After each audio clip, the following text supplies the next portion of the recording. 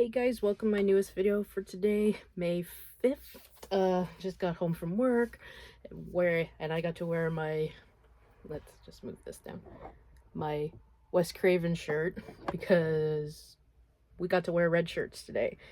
And I was like, I'm not wearing my long sleeve one, I'm not wearing my nice one, I'm gonna represent Wes Craven today. This will finally be my, May first time reviews, which is funny that people actually wanted the video even though there's only 6 films.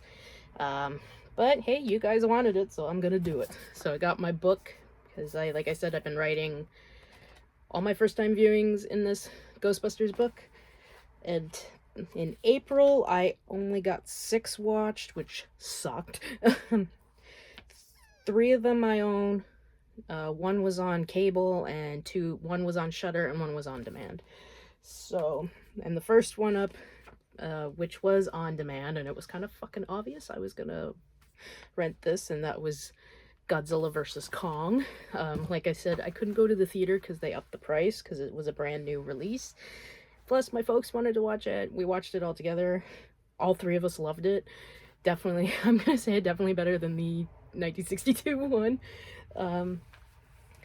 But like the 62 one has its charms, but the funny thing was is halfway through the movie my mom asked, what happens if one of them dies? And I go, well, you're gonna have a bawling kid to deal with. Because it didn't matter if Godzilla died or Kong died, I was gonna cry. I mean, let's put it this way, if I can get this bitch out. I cried during this one and I knew what the story was. Yeah, it's a little beat up, but I knew what the story was. I still cried at the end of that one, so it didn't matter. I was gonna cry if one of them died. I liked it. I will say, spoilers please, so turn off your volume if you don't want to hear. The look of Mechagodzilla, I definitely prefer this one over the newer one, but I like that concept because that reminded me of another Godzilla movie where they tried that. I think it was actually Godzilla Tokyo SOS or Godzilla against Mechagodzilla, one of those two, where they did the exact same thing. But yeah, I loved it. 8.5 out of 10. The fight scenes were great. But yeah, it was so much fun. So I don't know which one I like more. I think they're kind of equal. I love all the MonsterVerse movies, but I think my favorite would have to be Godzilla King of the Monsters, just by a tiny bit. So, yep, 8.5 out of 10 for Godzilla vs. Kong. And the next two, number 2 and number 3, are from the Paul Naschy collection number 2. So, there we go, and I put my book over here. First one I watched out of this set was The Devil Possessed. Well, actually, The Devil Possessed and Exorcism were both 5 out of 10. Kinda meh, but then, you know, they have their charms to them.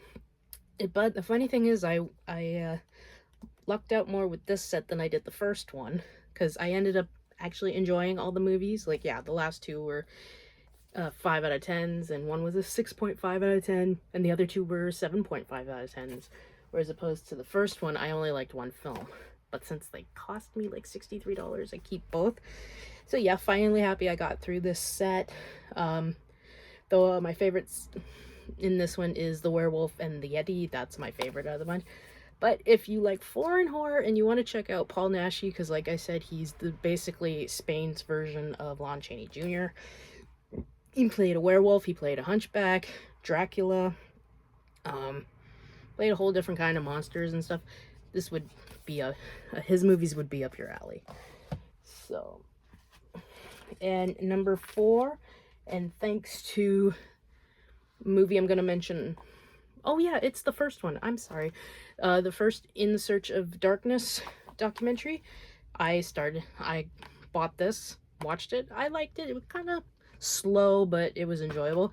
That was Ghost Story. This came out 1981, and I nearly crapped my pants when I realized the lady, the ghost, whoever, is Alice Krug. I think Krieg, or I don't know how you say her last name. I didn't know she had been acting from the time I was born, because the first thing I ever saw her in was November 22nd, 1996, when my ass went to see Star Trek First Contact, to which she was the Borg Queen. That was the first thing I saw with her, and she's in this. But I'm overlooking some 4 extremely great legends in this movie. You had Douglas Fairbanks Jr., John Houseman, who we saw the year before with The Fog, Melvin Douglas, and Fred Astaire. You think of all 4 of those men and you don't think horror films. But this is more of a ghost story. It's not, it might have been scary back in 81, but I liked it. Like I said, it was slow in some places, but I enjoyed it. I mean, to watch those 4 men in a horror film, that's worth your time alone. And Alice Kriege, it's Krige. I don't know how to pronounce it. I always want to say Krug, like for Kruger. That's just me. But yeah, I enjoyed this. It was 7 out of 10, but hey. Okay. Number 5, I say taped, but I have a PVR. I have cable in my room too, but my mom wanted to watch this. Oh my god, it was such a piece of shit. It was 1980s Death Ship with George Kennedy and Richard Crenna. I swear, these 2 must have been really bad on money if they needed to be in this piece of shit. Oh my god. I just wanted to see what happened at the end, and I was like, oh my god, this is so terrible, and my mom thought so too. So, luckily enough, Richard Crenna would get some success 2 years later with, First Blood, and George Kennedy had to wait till 1988 for Naked Gun. But it was just a terrible, terrible movie. I definitely wouldn't recommend it. The cover art was awesome, but oh, it was such a bad movie, so I don't recommend it. And the last first time viewing of April was In Search of Darkness 2. I don't have the Blu-ray because as much as I want them, it's too much money. And I didn't know if it was going to go on Shudder or not, so I actually spent $27.99 to get the digital copy on my computer. 3 days later, it goes on fucking Shudder. I was like, oh, god damn it. This one was okay. I think because some of the movies, to me, seemed a little boring. Like, some of them seem interesting, but I think out of the 2 of them, I prefer the first one, but I will say I love because like they did with the first one, in memory of Larry Cohen, they did the same thing with this one, with our beloved Stuart Gordon. You got more actors in this one. Like, you did have Robert Englund. It was neat to see the fact that he was in a movie called Stay Hungry with Jeff Bridges and Arnold Schwarzenegger. That blew my mind. And talking about Freddy and 976 Evil and Phantom of the Opera, and then Linnea Quigley, and who else? Nancy Allen, who I think was like Jamie Lee Curtis, kind of like the darling of the 80s, because you saw her in horror films and you saw her in science fiction films. Like, you guys might have heard of this one, but this was one I grew up watching as a child, and I loved it, and I dropped it. That was this movie, The Philadelphia Experiment. That was really the first thing I saw Nancy Allen in. And then, of course, it's there. RoboCop, Dress to Kill, Carrie. Like, I like how they bring up 70s movies in these documentaries. And talk to Tom Savini and all that.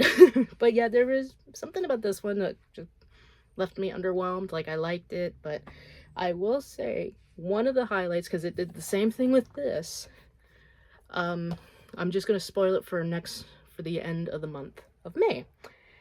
There was one film they showed okay, Mom had her volume on her phone up high, and it just scared the shit out of me.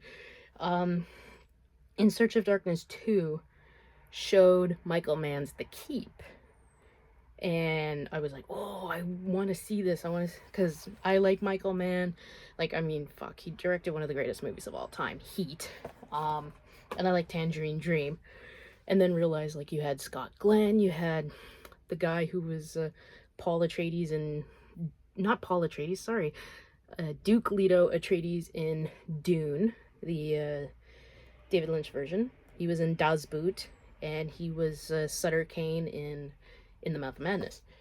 He's in that, and a very young Ian McKellen. I was like, oh, I gotta see this. And I watched that on Amazon Prime. Had to rent it, which was a pain in the ass, but it was only $4. I will say, I know why Paramount cut almost 2 hours of his movie, but I liked it. So that was the one good thing about these In Search of Darkness. It makes you want to watch movies that were kind of semi on your radar, but then all of a sudden, boom, you find something about it and you're like, oh, gotta watch that. But I do agree with, because they're making a third one. Yeah.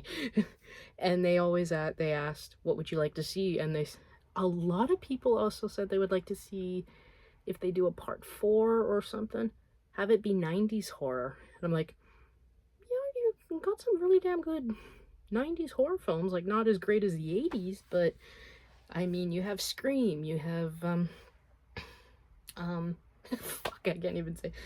For me, Interview with the Vampire, Blade. I'm gonna say vampire movies, but John Carpenter's Vampires, From Dusk Till Dawn, I Know What You Did Last Summer, Event Horizon, yeah, and In the Mouth of Madness. So, but yeah, I think out of the two In Search of Darknesses, I prefer the first one, but the second one, it does have its merits, so you go for that. So yeah, guys, that is it. That is unfortunately a very lackluster month. Only 6 films watched, 2 kind of movies, 1 extremely bad dud. Of course, the winner of April was, of course, Godzilla vs. Kong. So, don't know when my next video will be, guys. I did pick up well, I'll actually show it off to you here, because I said I came home from work sick, and usually when I leave work sick, I like to go get a movie and something at Walmart, because we don't have a electronics section anymore at Superstore. So I did. I looked around and found this for $25. Would have preferred the Blu-ray, but you know what? Like I said, I'm not going to be anal about it anymore, and I found season 1 of Star Trek Picard. So now I need the Discovery, because I don't have those on Blu-ray, because you know, when they came out they were $60 and I didn't have the money for it. So there's a preview of May's DVD Blu-ray update, because I don't know what else I'm getting. So let me know what you guys think of these titles that I watch, which ones you like, which ones you don't like. What's your opinion on Godzilla vs. Kong, if you've seen it? Oh, excuse me. So, and until my next video, guys, whenever the hell that will be, oh, excuse me, I hope you all have a great day, watch a shitload of movies, and of course, as always, put that down, like, comment, please subscribe, and I shall see you in the next video. Bye, guys. Oh, shit.